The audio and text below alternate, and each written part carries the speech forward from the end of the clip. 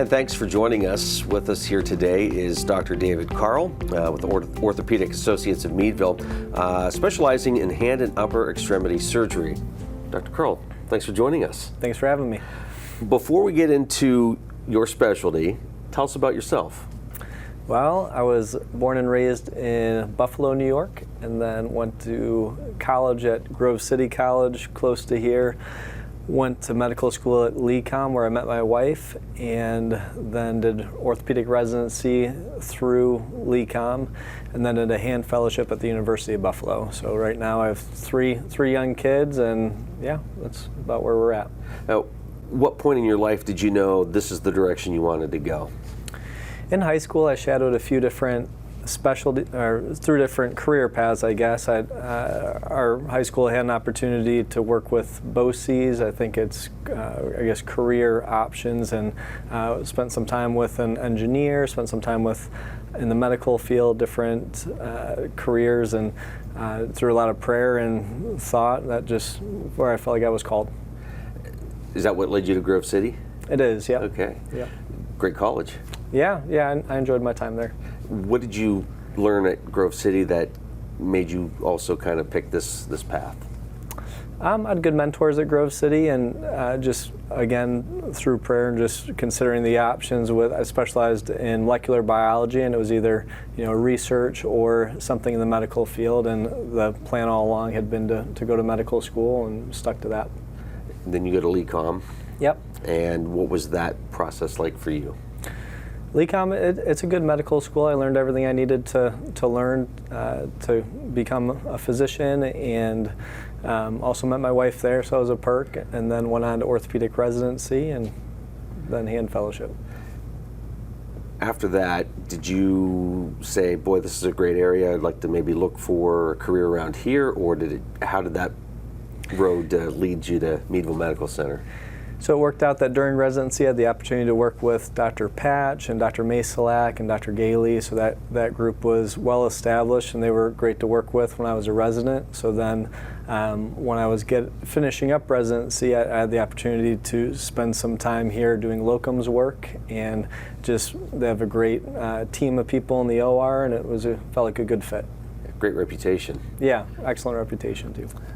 So then the specialty part of it, that was just something that you had an interest in, or you said, well, I think I want to specialize in this? Yeah, honestly, I liked everything about orthopedics going through residency, so I could have seen myself going into any of the different specialties, but considering my wife's from this area as well, so we knew we wanted to end up around here, and there wasn't anybody between Erie and Pittsburgh at the time that specialized in hand, so that was part of it.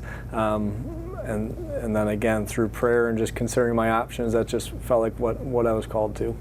So what sort of patients are you seeing? What sort of injuries are occurring that would lead somebody to you? The two most common things we see are, well, I guess three most common: carpal tunnel, so that's numbness and tingling when you're driving, or when you fall asleep at night and you wake up and your hand's asleep, you feel like you have to shake it out. That's probably the most common thing that I see people for and treat. Trigger fingers, your finger gets stuck when you open and close it, and thumb arthritis. Those are probably the three most common conditions. And then also any type of fracture that comes in through the ER, our group takes care of those as well. So a lot of sports injuries. Yeah. Okay. Yeah. So going back to the three that you'd mentioned, at what age would somebody start to come into maybe having those issues?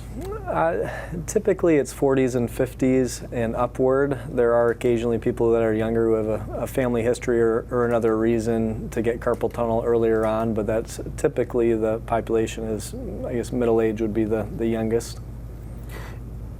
And are they going to their primary care physician first and saying that they're having discomfort or issues there, and then they're being referred to you, or are they calling your office directly? How does that process work?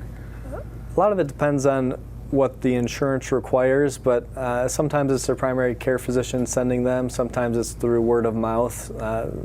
People who have similar symptoms, they say, oh, go here, they took good care of me. So that's how we end up seeing people. What's the the surgery, the procedure like? Has it changed much since you were in school to now? How much has technology played a role? Kind of maybe give us a quick history and background of your specialty.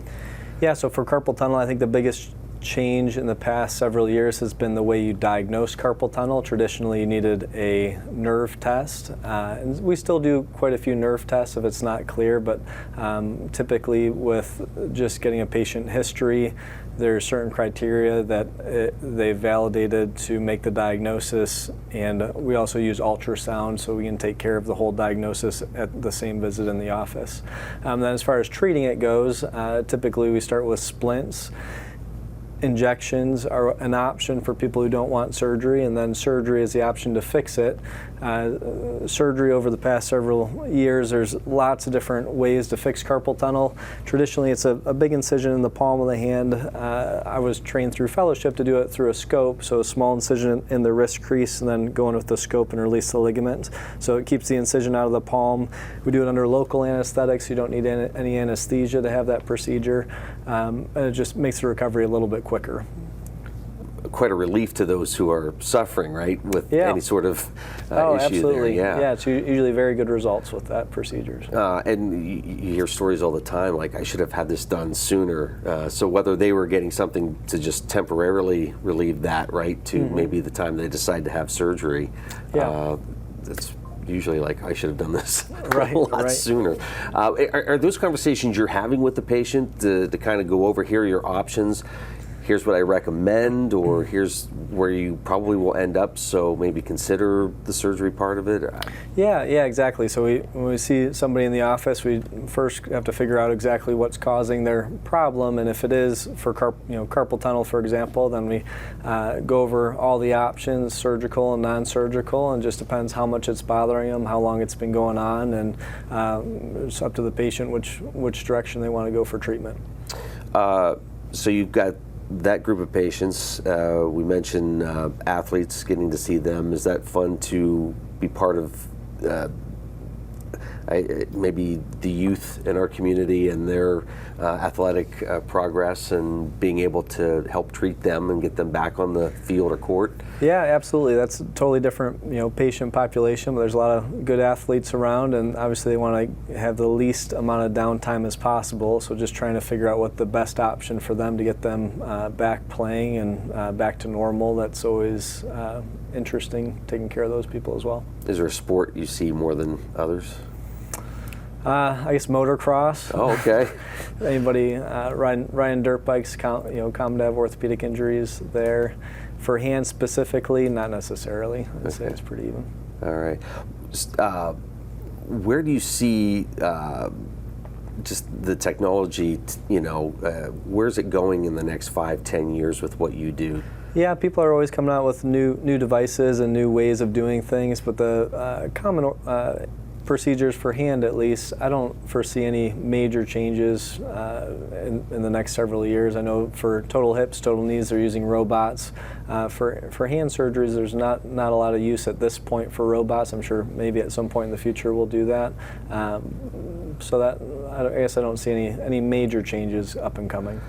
So if folks have questions, they want more information, they can go to the website, get that, and then figure out with their insurance, whether it's calling your office direct or their primary care physician. So that's pretty basic. They just go to the site and you can make those calls. Let's talk about what you do to relax at the end of the day. You mentioned family. And being here in Northwest Pennsylvania, or staying here, it sounds like family is very important to you. Yeah, so I got, like I said, 3 young kids. Most of the time's playing with them. They like fishing, go play on the boat. Those are probably the 2 fun things to do during the summertime. And then we're involved in jiu-jitsu as well, so we get the kids going with that. So shout out to Good Karma Jiu-Jitsu there. So. Was there any thought of when you stay like at Meadville Medical Center, the kind of impact you could have on a community? Do you like when people come up and say, "Hey doc, how are you?" and they know you and you know them? Yeah, of course. It's always being a smaller community. It's always great to see patients and outside of the office, and yeah, you run into people all the time. So it's great to be able to help the community. And I know there wasn't Orthopedic Associates didn't offer a hand surgery service previously, so it's nice to offer that to the community. Say people to drive up to Erie or down to Pittsburgh to get any orthopedic hand surgery problems taken care of here in Meadville. So give us just the rundown once again for those watching who might be considering making that phone call. If you're having any issues with what they should probably call. So any issues from the elbow down is what I typically take care of. Again, the most common things are people having pain at the base of their thumb or in their wrist, numbness and tingling in fingers, and then fingers locking and catching. Those are probably the most common complaints that we get. Okay, so if you're experiencing that, again, you don't have to rush off out of town. You can make that phone call and stay right here at home and have that taken care of. Buffalo. You still follow sports up there? Oh yeah, I'm a Bills fan, so that's I like the Steelers too, but Bills are my favorite. So Josh Allen's got that Roethlisberger build, doesn't he? Yeah, that's right. Yeah, So no, they're some fun. They're fun to watch. If I'm not cheering for the Steelers, I'll root for Buffalo. I appreciate that. Yeah. Do you get to enjoy going to any sporting events around here? No, with our family, usually we spend most of the time around the house and doing things locally. But we sometimes we'll go to high school football games or high school events, but not very often. Yeah. Okay.